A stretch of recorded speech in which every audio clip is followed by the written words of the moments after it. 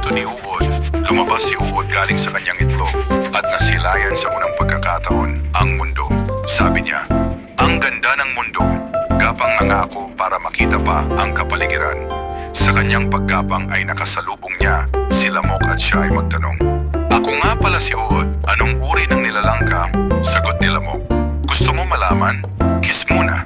Kaya naman hinalikan siya ni Uod sabay saving, ako si Lamok. Nagpasalamat si Uod sabay gapang palayo. Nakasalubong naman niya si Langaw at siya ay magtanong, ano ka? Sabi ni Langaw, gusto mo malaman? Kiss muna. Hinalikan si Langaw ni Uod at sumagot si Langaw, ako si Langaw. Nagpasalamat si Uod sabay gapang palayo. Nakasalubong naman ni Uod si Ingkong Pendeho. Ikaw na nagbabasa, hindi mo kilala si Ingkong Pendeho, no? Gusto mo malaman? Kiss muna.